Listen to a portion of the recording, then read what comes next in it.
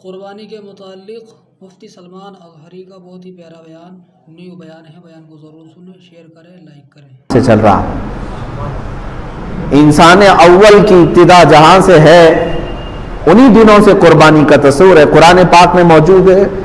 چھٹے پارے میں رب تعالیٰ نے فرمایا وَاتْلُ عَلَيْهِمْ نَبَأَ بَنِي آدَمَ بِالْحَقِّ اِذْ قَرَّبَا قُرْبَانًا فَتُقُبِّلَ مِنْ أَحَدِهِمَا وَلَمْ يُتَقَبَّلْ مِنَ الْآخَرِ.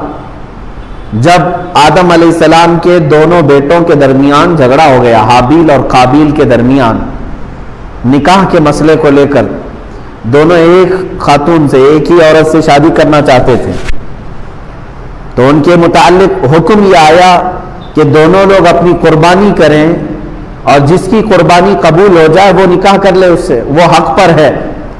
تو اس زمانے میں قربانی کا طریقہ یہ تھا کہ وہ اپنے جانور کو ذبح کر کے کسی اونچی جگہ پر، پہاڑ پر یا کھلے میدان میں رکھے، آسمان سے ایک آگ اترتی اور اس قربانی کو اٹھا لے جاتی، یعنی اچانک وہ قربانی کا جانور غائب ہو جاتا. آگ اس کے اوپر آتی، آگ آنے کے بعد جل جانا چاہیے، ختم ہو جانا چاہیے، لیکن اس آگ کے اندر وہ قربانی کا جانور غائب ہو جاتا، تو یہ سمجھا جاتا کہ یہ اس کی قربانی قبول ہو چکی ہے. حابیل اور قابیل نے اس زمانے میں قربانی کی. حابیل نے ایک مینڈھے کو ذبح کیا اور بلند جگہ پر رکھا. اس کے چھوٹے بھائی قابیل نے بھی، ان کے متعلق یہ ہے کہ وہ کچھ غلہ اناج لا کر کے اس نے رکھا. دونوں میں سے آسمان سے آگ آئی تھوڑی دیر کے بعد اور بڑے بیٹے حابیل کے ذبح کیے ہوئے جانور کو وہ کھا گئی، وہ جانور غائب ہو گیا. اس سے اس وقت فیصلہ یہ کیا گیا کہ پہلی قربانی تھی، دنیا میں سب سے پہلی قربانی تھی. آدم علیہ السلام نے حکم فرمایا کہ حابیل حق پر ہے، اس لیے اس کی قربانی قبول ہو گئی. قرآن پاک میں تقریباً کئی مقامات پر 1 درجن کے قریب آیتیں قربانی کے متعلق ہی نظر آئیں گی آپ کو کہ قربانی کا مفہوم کیا ہے. اور تقریباً عیسیٰ علیہ السلام تک جتنے انبیاء اکرام علیہ السلام آئے، اکثر انبیاء کی امتوں پر بھی قربانی کے احکام واجب ہوئے، لیکن الگ الگ طریقوں سے. قرآن پاک میں یہ بھی الذین قالوا ان اللہ عہد الینا اللہ نؤمن برسول حتی یأتینا بقربان تأکلہ النار، یعنی کچھ لوگوں نے یہ کہا تھا اس زمانے میں کہ ہم کسی رسول پر ایمان نہیں لائیں گے اس وقت تک جب کہ کوئی قربانی آئے، ہم قربانی کریں اور اس کو آگ کھا لے جائے تو ہمیں سمجھ میں آئے گا کہ حق پر کون ہے. اس وقت تک یہ معاملات تھے کہ قربانی کو آسمان سے کوئی آگ آتی اور اٹھا لے جاتی اور سمجھ میں آتا کہ اس کی قربانی قبول ہے اور اس کی قربانی رد کر دی گئی. اب آپ یہ سوچتے ہوں گے کاش ہمارے اندر بھی ہوتا ایسا، ہم بھی اپنے جانوروں کو ذبح کر کے رکھتے. ہم بیل کو ذبح کر رہے ہیں، بکریوں کو یا پھر اونٹ کو، 3 جانور ہیں ذبح کے لیے قربانی میں.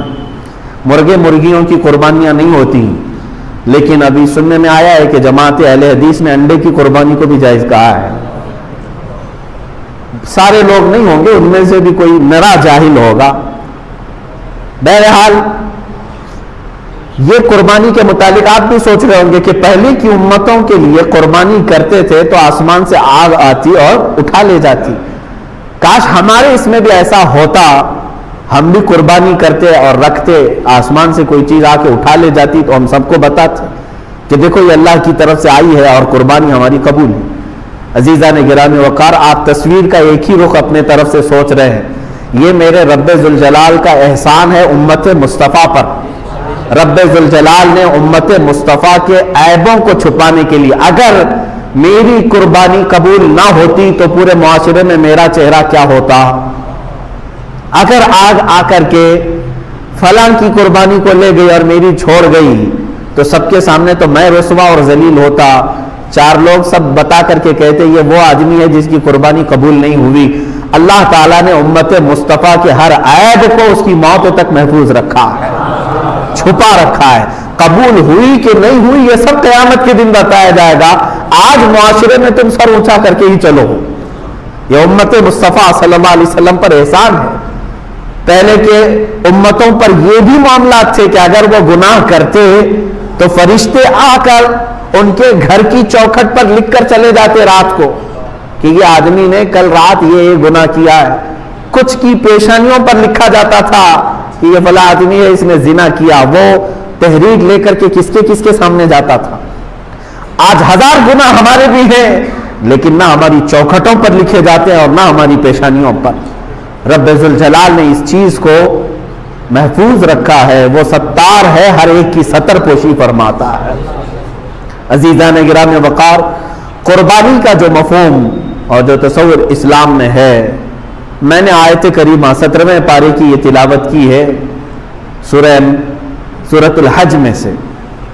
اللہ تعالیٰ نے فرمایا وَالْبُدْنَ جَعَلْنَاهَا لَكُم مِّن شَعَائِرِ اللَّهِ, اور یہ اونٹوں کو یا قربانی کے جانوروں کو ہم نے, اللہ تعالیٰ فرماتا ہے, اللہ کی نشانیوں میں سے ایک نشانی بنائی ہے. اب یہاں پر رک کر کے میں کہنا چاہوں گا کہ قربانی کیا ہے. ایک لفظ یاد رکھ لینا, شعائر اللہ کہا گیا ہے. شعائر اللہ جیسے قرآن پاک کے دوسرے پارے میں آئے ان الصفا والمروۃ من شعائر اللہ, صفا اور مروہ جو پہاڑیاں ہیں مکہ مکرمہ میں, یہ اللہ کی نشانیوں میں سے ہے, اللہ کی نشانیوں میں. اسی طرح قربانی کی بات جب آئی تو رب تعالیٰ فرماتا ہے یہ اللہ کی نشانیوں میں سے. اب یاد رکھ لینا آپ ہمیشہ, قربانی کیا ہے تو ایک لفظ کہہ دینا کہ یہ اللہ کی نشانیوں میں سے ایک نشانی ہے. میں آپ سے پوچھنا چاہتا ہوں, کیا اللہ کی نشانیوں کا سودا کیا جا سکتا ہے؟ صفا اور مروہ کو ختم کر دو, اللہ کی نشانیاں ہیں, معاذ اللہ رب العالمین کسی کی مجال ہے وہ ختم کرے گا؟ اللہ کی نشانیاں ہیں, شعائر اللہ, اللہ کے جتنے اولیاء کرام ہیں وہ شعائر اللہ ہیں. مقامات مقدسہ یہ شعائر اللہ ہیں, اللہ کی نشانیاں ہیں. تو ظاہر سی بات ہے مسجد کے مینار اور منبر, اس سے عظمت اسلام ہوتی ہے کہ نہیں ہوتی؟ کبھی آپ مینار اور منبر یا گنبدوں کو ختم کرنے کی اجازت دیں گے؟ ارے ناک کٹ جائے گی اس مسجد کی. اگر کوئی کہتا ہے کہ یہ گرا دو, اس کا مطلب یہ ہے کہ ہم ناک کاٹ رہے ہیں اس چیز کی. اسی بنیاد پر تو کتنے معاملات ہو جاتے ہیں. مساجد بھی اللہ تعالیٰ کی نشانیاں ہیں. اسی طرح سے میرے عزیزو, قربانی اللہ کی نشانیوں میں سے ایک نشانی ہے, اس کے ساتھ سمجھوتا نہیں ہونا چاہیے. اللہ کے حبیب صلی اللہ علیہ وسلم نے فرمایا قربانی کے دنوں میں اگر اللہ کو سب سے زیادہ پسندیدہ کوئی کام ہے تو وہ ایک جانور کی قربانی کرنا ہے. یہ نہیں کہ جاری اور گیہوں صدقہ کرنا. صدقہ کرو, سال بھر کرو, منع کس نے کیا ہے؟ مجھے یہ خبر ملتی ہے کہ بعض لوگوں نے کہا کہ قربانی کے بدلے میں کچھ صدقہ اور خیرات کرو. ہر چیز کے متعلق تمہیں اس طرح سے بزدل بنانے کی کوشش کی جا رہی ہے کہ تم اپنے ان شعائر اللہ کے ساتھ بھی آج سمجھوتا کرو گے. اللہ کی نشانیوں میں سے ایک نشانی ہے. اگر جانور کو ذبح کرنا ظلم ہوتا تو رحمت للعالمین کبھی اپنے ہاتھ سے کسی کو ذبح نہیں کرتے. کیا رسول کریم صلی اللہ علیہ وسلم ظلم کر سکتے؟ اللہ کے حبیب صلی اللہ تعالی علیہ وسلم نے حجۃ الوداع کے موقع پر 70 اونٹوں میں سے تقریباً 60 کے قریب اونٹوں کو خود ذبح فرمایا. باقی کچھ اونٹوں کو مولا علی کرم اللہ وجہ الکریم کے ہاتھوں میں دے دیا کہ تم ذبح کرو. اور قربانی کے دن جب آئے, جب عید الاضحیٰ, حضور اکرم صلی اللہ علیہ وسلم نے نماز ادا کی اور اس کے بعد 2 بکرے لائے گئے, 2 مینڈھے, چت کبرے, یعنی سفید کالا جو ہوتا ہے اس کو چت کبرا کہتے ہیں. 2 مینڈھے رسول کریم صلی اللہ تعالی علیہ وسلم نے ذبح فرمائے. صحابہ نے پوچھا یا رسول اللہ صلی اللہ تعالی علیہ وسلم کہ قربانی اگر واجب ہے تو کیا 2 بکروں کی؟ رسول کریم صلی اللہ علیہ وسلم نے فرمایا نہیں, 1 بکرا قربانی کے لیے واجب ہے. میں نے 1 بکرا اپنی جانب سے کیا, دوسرا میری پوری امت کی طرف سے کیا. یہ ہے اللہ کے حبیب صلی اللہ تعالی علیہ وسلم کی سنت.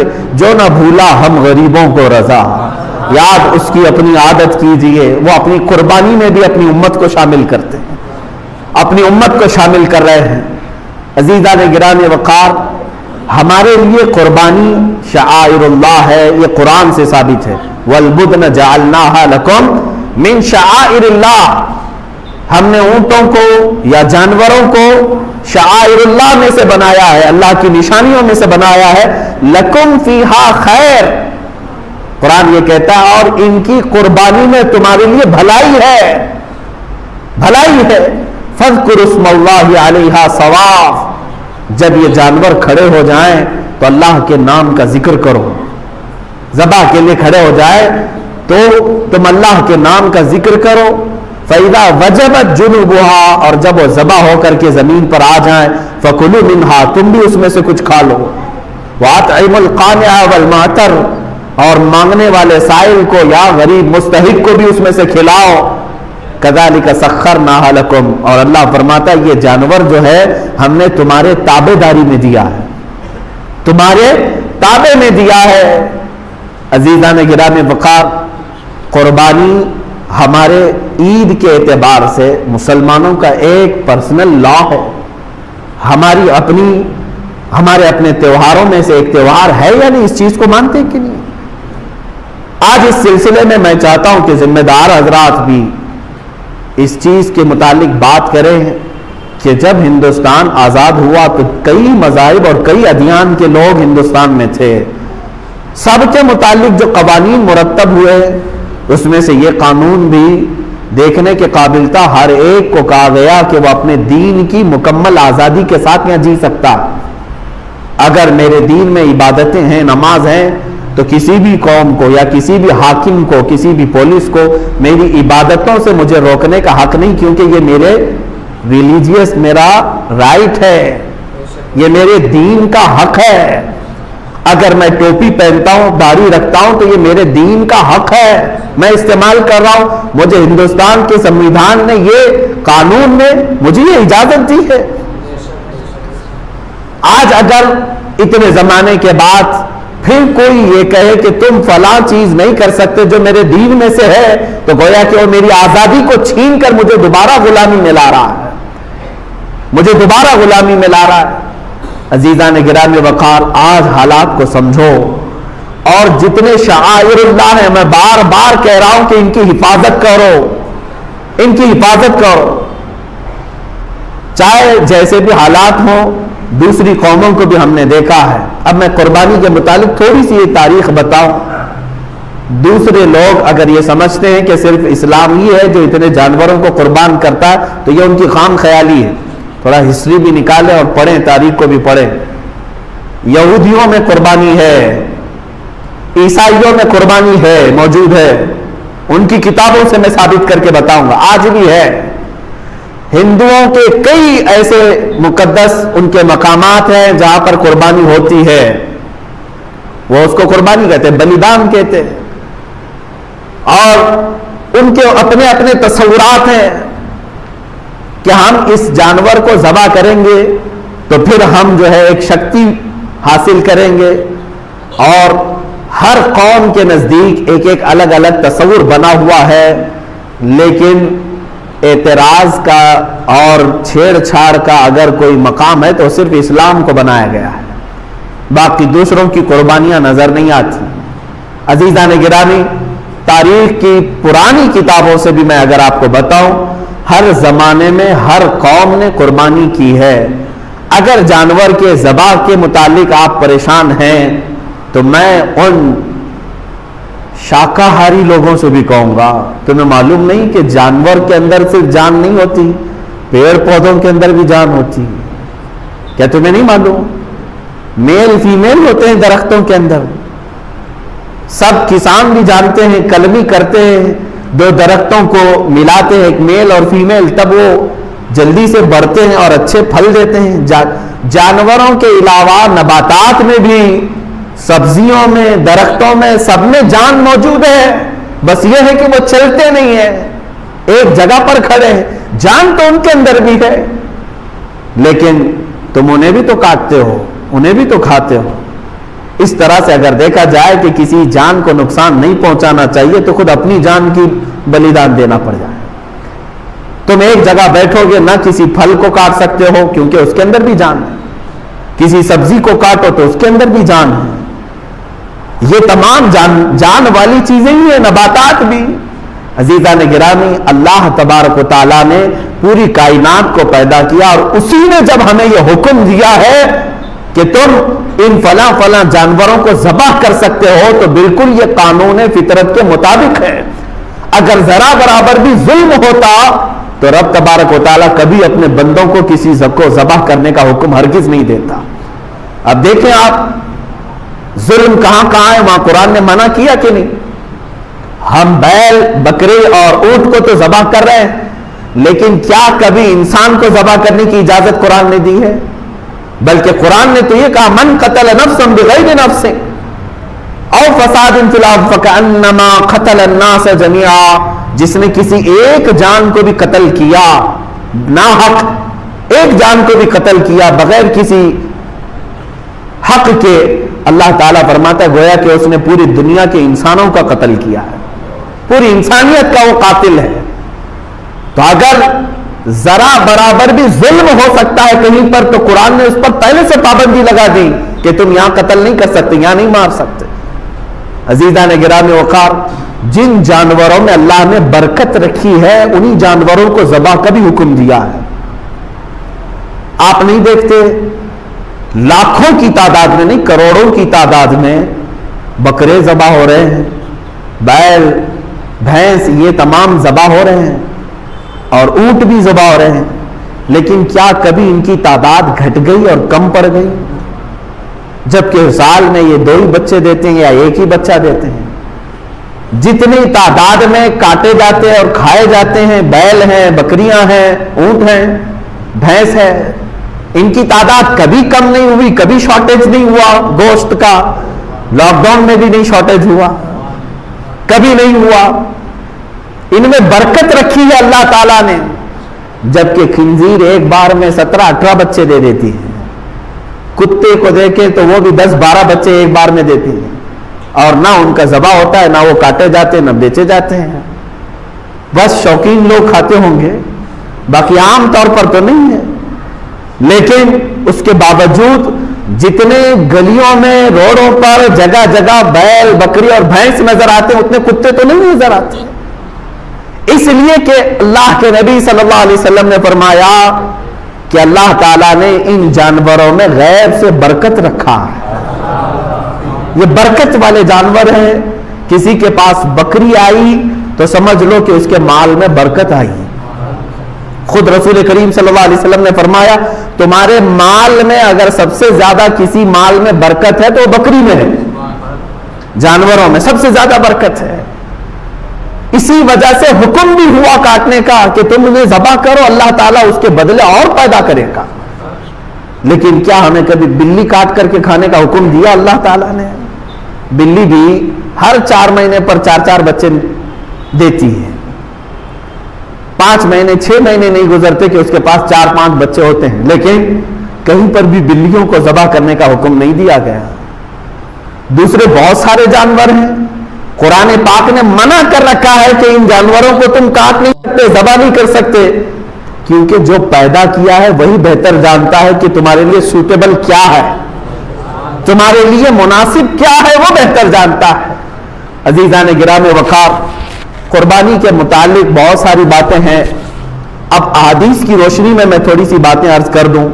صحابہ اکرام رضوان اللہ تعالی علیہم اجمعین سرکار دو عالم صلی اللہ علیہ وسلم کی بارگاہ میں آئے اور پوچھا ما هذه الاضاحی یا رسول اللہ صلی اللہ علیہ وسلم، اے اللہ کے رسول یہ کیا ہے، یہ قربانیاں کیا ہیں؟ نبی کونین صلی اللہ تعالی علیہ وسلم نے فرمایا ہر جانور کے بدلے تمہیں نیکیاں ہیں۔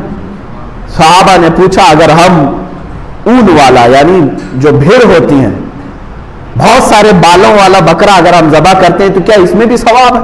اللہ کے نبی صلی اللہ علیہ وسلم نے فرمایا اس کے ہر بال کے بدلے ایک نیکی ہے۔ اس جانور کے جسم پر جتنے بال ہیں ہر بال کے بدلے تمہیں ایک نیکی ہے۔ خود اپنی صاحبزادی سیدہ کائنات فاطمہ الزہرا رضی اللہ تعالی عنہا کو حضور اکرم صلی اللہ علیہ وسلم فرماتے ہیں اے فاطمہ اٹھو اپنی قربانی کی جگہ پر آؤ۔ جب قربانی کرنی تھی کہا کہ تم آؤ کھڑی ہو جاؤ اور دیکھو گواہ رہو قربانی کے۔ انہوں نے پوچھا کہ کیوں یا رسول اللہ صلی اللہ علیہ وسلم؟ حضور اکرم صلی اللہ علیہ وسلم نے فرمایا قربانی کے جانور کا خون کا قطرہ زمین پر گرنے سے پہلے مولا سابقہ گناہوں کو معاف کرتا ہے، تمہارے گناہ معاف کر دیے جاتے ہیں۔ تو حضرت فاطمہ نے یہ بھی پوچھا یا رسول اللہ صلی اللہ علیہ وسلم یہ صرف اہل بیت کے لیے ہے یا سارے مسلمانوں کے لیے؟ رسول کریم صلی اللہ علیہ وسلم نے فرمایا فاطمہ میرے گھر والوں کے لیے خاص ہے اور تمام مومنین کے لیے عام ہے، سب کے لیے ثواب ہے کہ تم اپنے جانور کو ذبح کر رہے ہو تو پھر اس کے خون کے قطرے زمین پر گرنے سے پہلے تمہارے سابقہ گناہ بخش دیے جاتے ہیں۔ اب قرآن کی آیت کی طرف بھی اگر آپ آؤ 17ویں پارے میں سورۃ الحج میں اللہ تعالیٰ فرماتا ہے لَن يَنَالَ اللَّهَ لُحُومُهَا وَلَا دِمَاؤُهَا، تمہارا گوشت اور تمہارا خون اللہ تک نہیں پہنچتا ہے، یہ گوشت اور خون نہیں پہنچ رہا، وَلَٰكِن يَنَالُهُ التَّقْوَىٰ مِنكُمْ، بلکہ اس کے ذبح کرنے کے وقت جو تمہارے دلوں کی نیت ہے وہ اللہ کو معلوم ہے، اسی پر تمہیں اجر و ثواب ہے۔ تم کس لیے کاٹ رہے ہو؟ گوشت کھانے کے لیے کاٹ رہے ہو یا اللہ کا تقرب حاصل کرنے کے لیے، اللہ کا قرب حاصل کرنے کے لیے؟ آپ سوچتے ہوں گے ایک جانور کو ذبح کر کے اللہ کا قرب کیسے حاصل ہوتا ہے، کیسے اس کے قریب ہوتا ہے آدمی ایک جانور کو کاٹنے سے؟ میرے عزیزوں یہ بھی میرے رب کا احسان ہے۔ کیا ہے جانتے ہیں؟ در حقیقت قربانی تو اپنی جان کی ہونی چاہیے تھی، اللہ تبارک و تعالیٰ چاہتا تو تم سے یہ فرماتا جیسے حضرت ابراہیم علیہ السلام سے مانگا اس نے، اللہ تبارک و تعالیٰ نے فرمایا کہ اے ابراہیم اپنے بیٹے کو ذبح کرو۔ حکم تو یہ ہو سکتا تھا کہ اے امت مصطفیٰ کے مسلمانوں تم اتنے سال جیو، 25 سال کی عمر ہو جائے تو آؤ اپنی گردن دے دو، 40 سال کی عمر ہو گئی ہے تو آؤ قربان گاہ میں اپنے آپ کو کٹوا دو۔ کہیں یہ حکم نہیں فرمایا، بلکہ حقیقی قربانی جو ہے وہ اپنی جان کی تھی۔ اللہ تبارک و تعالیٰ نے جیسے اپنے نبی کے لیے دمبا بھیجا جنت سے، وہ تو صرف ان کا امتحان تھا، اسماعیل علیہ السلام کو کاٹا تو نہیں گیا، ان کے بدلے میں بکرا کاٹا گیا، تو رب تبارک و تعالیٰ نے فرمایا اب امت مصطفیٰ کے لیے بھی بلکہ تمام مومنین کے لیے بھی یہی حکم ہوگا کہ تم کاٹو گے اپنی طرف سے کوئی بکرا یا جانور، لیکن مولا تعالیٰ کی طرف سے تمہاری خود کی قربانی سمجھی جائے گی، تم نے خود قربان کیا ہے۔ اور یہ تصور کب آتا ہے جانتے ہیں آپ؟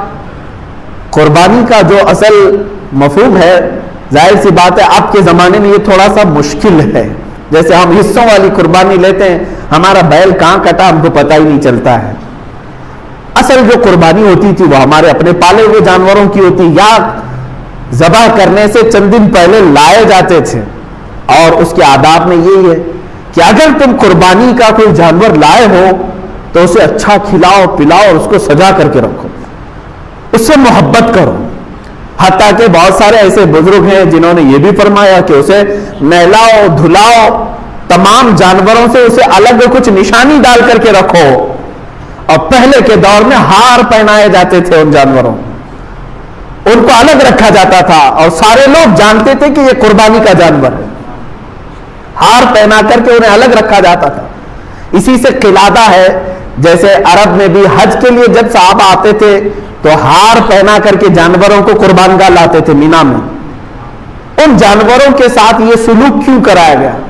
انہیں صبح شام دوپہر ان کے کھانے پانی کو دیکھو، ان کے اوپر تم ہاتھ پھیراؤ۔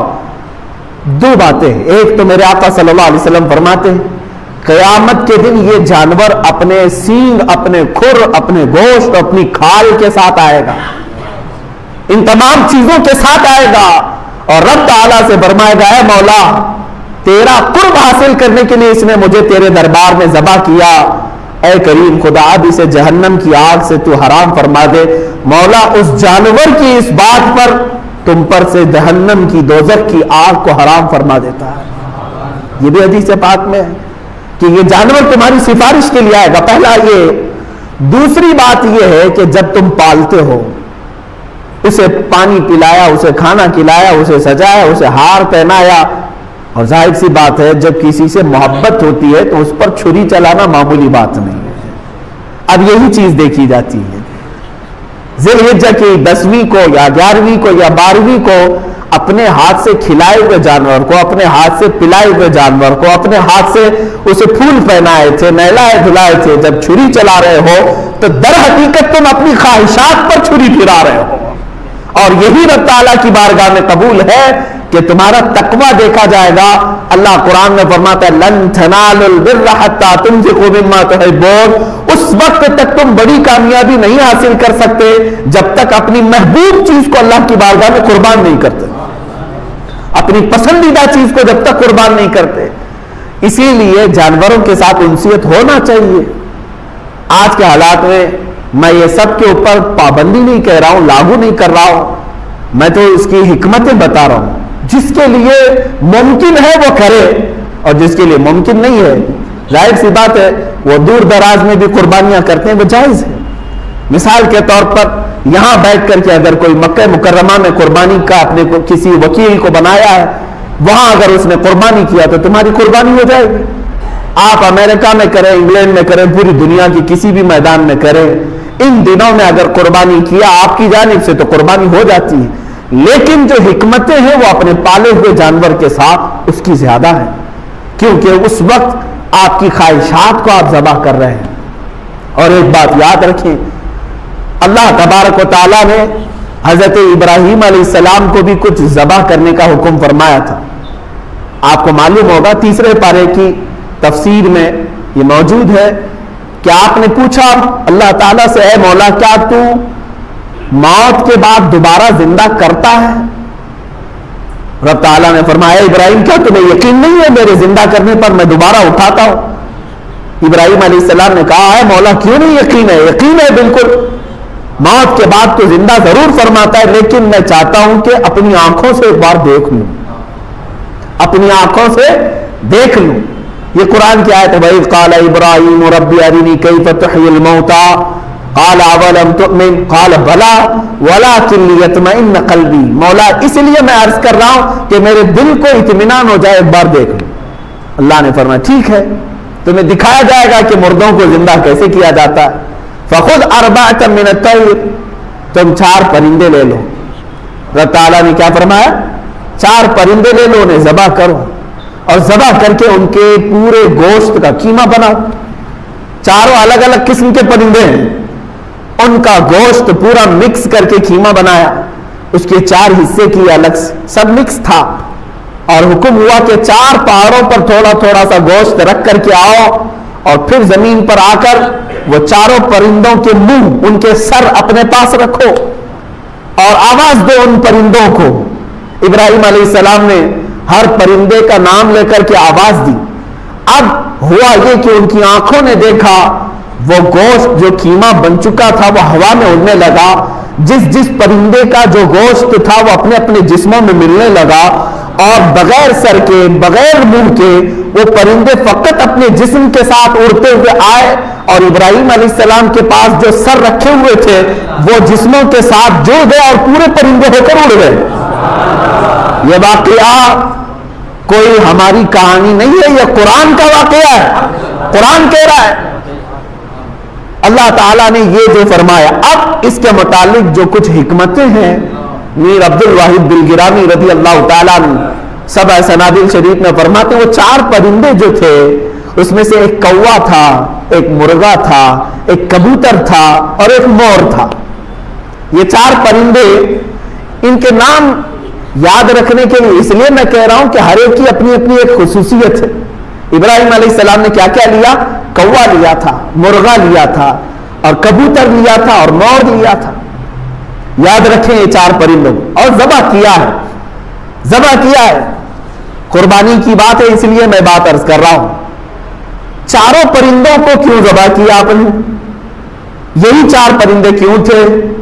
اب اس میں صوفیہ اکرام فرماتے ہیں اس لیے کہ ان 4 پرندوں کی کچھ عادتیں ہیں. کوا لالچی بہت ہے, لالچ بہت ہے, جتنی بھی چیزیں ڈالیں پھر سے اس کے اندر لالچ ہوتی ہے. مرغے کے اندر شہوت بہت زیادہ ہے, شہوت بہت زیادہ ہے. شہوت کہتے ہیں یعنی جنسی سکون حاصل کرنے کے ذریعے ڈھونڈنا, میل فیمیل کے ساتھ تعلق قائم کرنا. مرغے کے اندر شہوت بہت زیادہ ہے. تیسرا پرندہ ہے کبوتر, اس کے اندر دوستی کرنے کی عادت بہت زیادہ ہے, جلدی دوستی کر لیتا ہے. اور پھر اپنے مالک کے ساتھ ہی رہنے لگ جاتا ہے۔ چوتھا ہے مور، اس کے اندر دکھاوے کی عادت بہت زیادہ ہے، خوبصورت بہت ہے اور اپنی خوبصورتی کو لوگوں میں بہت زیادہ دکھاتا ہے۔ جب لوگ دیکھتے رہتے ہیں نا تو پورا کھول کر ناچتا ہے، پر پورے کھول کر ناچتا ہے ان کے سامنے، یہ مور کی عادت ہے۔ اب سنیے صاحب سبع سنابل شریف یہ فرماتے ہیں، کوے کی لالچ، مرغے کی شہوت، کبوتر کی دوستی اور مور کا دکھاوا، یہ ساری خطرناک عادتیں ہیں، انسان کو تباہی کی طرف لے جا سکتی ہیں۔ لالچ اتنی خطرناک ہے کہ انسان اپنا دین بیچ سکتا ہے۔ آج دین بیچنے والے دکھ بھی رہے ہیں، محض چند سکوں پر، حکومت کے چند ڈالروں پر بڑے بڑے امامے گر گئے ہیں، بڑی بڑی خانقاہیں جوتیوں میں آ گئی، معاذ اللہ رب العالمین۔ عزیزان گرامی، یہ لالچ یہ ہے ان کو بہت نیچے کے درجے تک لے آتی ہے۔ دوسرا ہے مرغے کی شہوت، یہ اگر انسان کے اندر ہے تو پھر وہ جانوروں کی طرح حرکتیں کرتا ہے۔ آپ دیکھیں بہت سارے لوگوں کے اندر جو شہوتیں ہیں، یہی شہوت ہے جو انہیں آوارہ گردی پر لے آئی ہے۔ آنکھیں سلامت نہیں ہیں، دن رات گناہ کرنے کی خواہش، یہ شہوت ہی کا تو مادہ ہے۔ ایک نوجوان اگر یہ سمجھتا ہے کہ ایک لڑکی کو حاصل کر لینا ہی میری زندگی کا کل مقصد ہے تو گویا کہ وہ اپنی پوری زندگی کو ہی سمجھ نہیں سکا۔ مولا نے تجھے کس لیے پیدا کیا تھا اور تو کیا بنا رکھا ہے؟ شہوت کتنی دیر کی ہوتی ہے؟ تھوڑے سے چند منٹوں کی ہوتی، جب وہ شہوت ختم ہوتی ہے تو پھر اس کا سارا سکون غارت، پھر دوسری مرتبہ وہ کام کرنے کی خواہش جب تک نہیں آتی تب تک ٹھنڈا ہے۔ اسی میں وہ اپنی جسم کو، اپنی روح کو، اپنے ایمان کو تباہ و برباد کرتا ہے، شہوت۔ تیسری چیز دوستی۔ صاحب فتح الباری علامہ ابن حجر عسقلانی رحمۃ اللہ تعالی علیہ نے اپنی کتاب کی شروع میں ہی لکھا ہے، میرے مرشد گرامی حضور تاج الشریعہ رحمۃ اللہ تعالی علیہ مصر جانے کے وقت مجھے سب سے پہلی چیز یہ نصیحت کیے تھے، کہا تھا کہ تم پڑھنے میں ٹھیک ہو، اچھے ہو، ساری چیزیں ہیں، لیکن وہاں جانے کے بعد اگر تمہارے لیے سب سے بڑا کوئی زہر ہے تو وہ دوستی ہے، دوستی سے بچو۔ آپ یہ سمجھتے ہوں گے کہ دوست نہیں بنانا چاہیے، دوست بناؤ، لیکن تمہیں پتہ ہی نہیں ہے کہ دوست ہوتا کون ہے، وہ کسی اور ٹاپک پہ عرض کروں گا۔ قرآن کہتا ہے یا ویلتا لیتنی لم اتخذ فلانا خلیلا، قیامت کے دن بہت سارے لوگ ایسے ہوں گے جن کو جہنم کی طرف صرف اس لیے لے جایا جا رہا ہوگا کہ ان کی دوستی بری تھی۔ 19ویں پارے کی شروع کی آیتیں ہیں، وہ کہے گا اے کاش میں فلاں کو دوست نہیں بنایا ہوتا تو کتنا اچھا ہوتا۔ اس کی دوستی تمہیں لے جا رہی ہوگی، فقط دوستی کیا تھا بس۔ یاد رکھیں آپ کوئلے کی دکان پر جا کے آئے ہیں، کام نہیں کیے، کپڑے پھر بھی کالے ہوں گے۔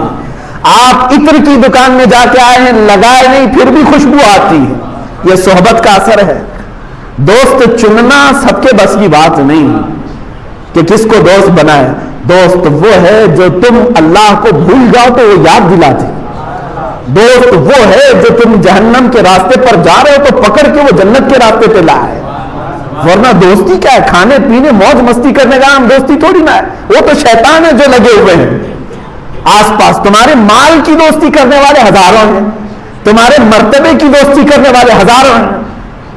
سمجھ میں آئے گا اس دن جب تمہارا مال ختم ہو جائے اور تمہارا مرتبہ ختم ہو جائے، تمہاری طاقت۔ ہم نے دیکھا ہے ایسے بھی جوان کو جس کے ارد گرد ہمیشہ 10-15 نوجوان منڈلاتے رہتے تھے، کب آ رہا ہے فلاں، کب آ رہا ہے، اس کے انتظار میں اچانک ایکسیڈنٹ ہو گیا، کوما میں پڑا ہوا بچہ، کتنے دن دیکھیں گے؟ ایک دن بہت غم کیا دوستوں نے، ظاہر سی بات ہے اے ٹی ایم ہی چلا گیا ہے جو ان پر خرچ کرتا تھا، وہ بیمار پڑا رہا، 1-2 سال نہیں، 3 سال، 4 سال، 5 سال۔ عزیزان گرامی یہ اتر پردیش کی بات میں بتا رہا ہوں، وہاں پر آج بھی وہ نوجوان اسی طرح سے پڑا ہوا ہے اور کوئی دوست آس پاس نہیں۔ کہاں چلے گئے سب؟ اس لیے کہ دوستی وہ مال کی تھی، دوستی وہ اس کے طاقت کی تھی، دوستی وہ اس کے مقام و مرتبے کی تھی۔ تمہاری روح کے ساتھ اگر کوئی دوستی کیا ہوتا تو وہ تو تمہاری قبر پر بھی بیٹھا ہوتا۔ یہاں تو دفن کرنے کے بعد 5 منٹ کوئی رکنے کو تیار نہیں۔ وہی دوست جن کے لیے ہم اپنے ماں باپ کو چھوڑ کر باہر نکل آتے ہیں، وہ ہمارے کفن پر مٹی ڈال کر چلے گئے۔ نکل پڑے. دوستی وہ نہیں ہے میرے عزیزو، دوستی وہ ہے جو صدیق اکبر نے میرے آقا کے ساتھ نبھائی، رسول کریم صلی اللہ تعالی علیہ وسلم کے ساتھ انہوں نے نبھائی، کہ ان کے مشن کو لے کر کے جو آگے بڑھے، ہر درد میں ہر دکھ میں.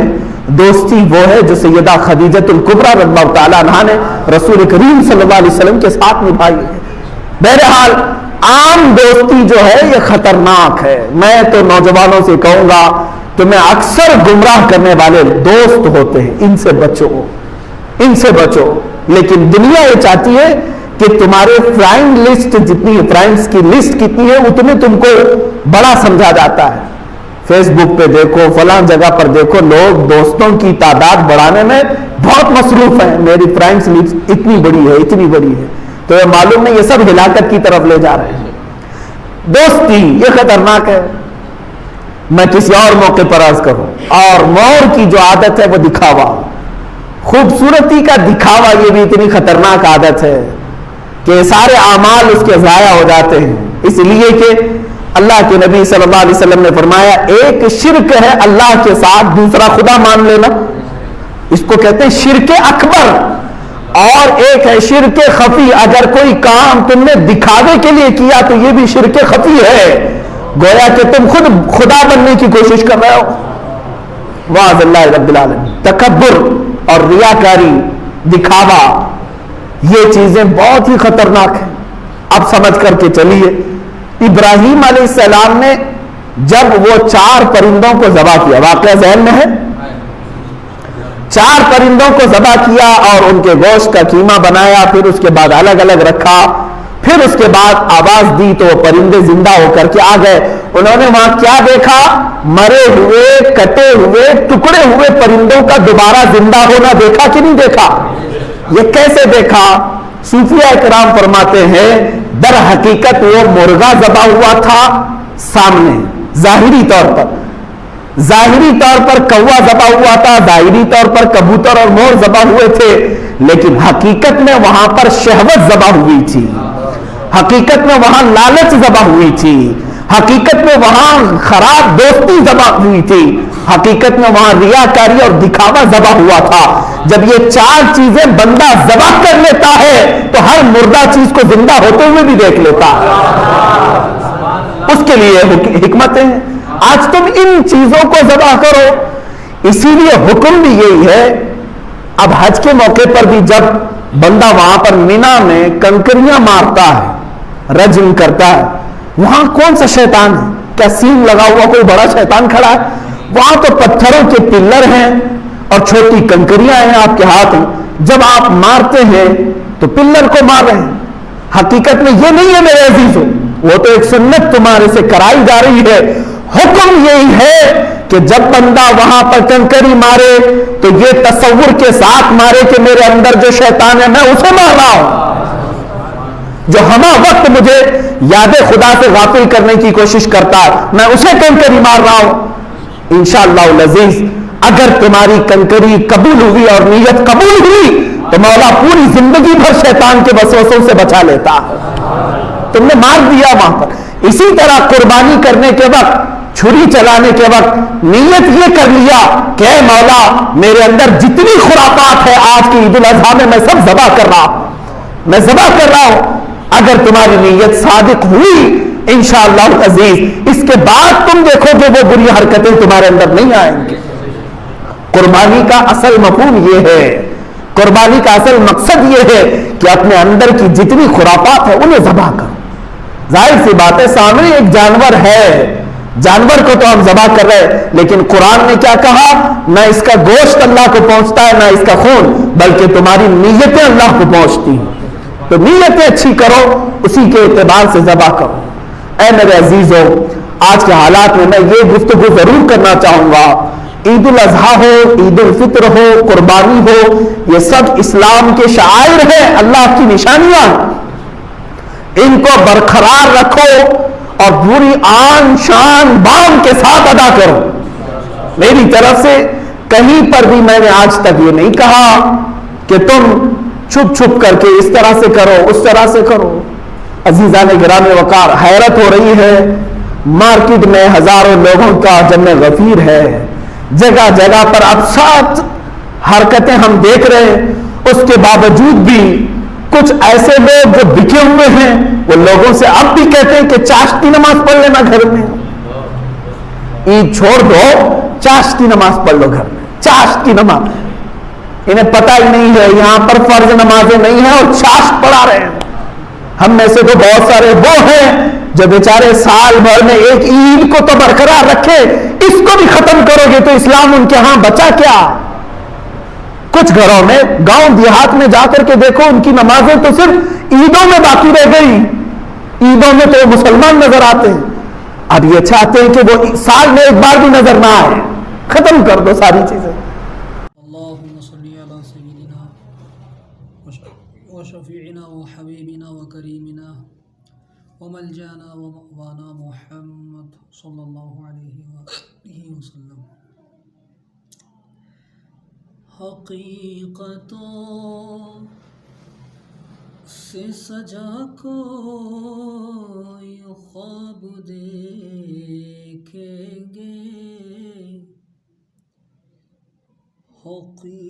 حقیقتوں سے سجا کوئی خواب دیکھیں گے،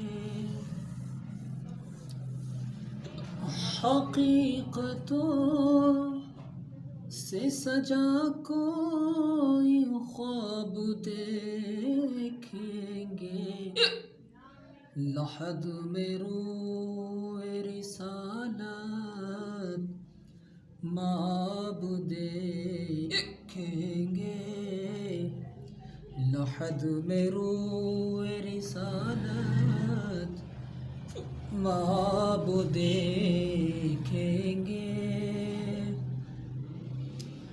ورق ورق اس امید میں بکھیرے ہیں، ورق ورق اسی امید میں بکھیرے ہیں، کبھی تو وہ میرے دل کی کتاب دیکھیں گے، کبھی تو وہ میرے دل کی کتاب دیکھیں گے،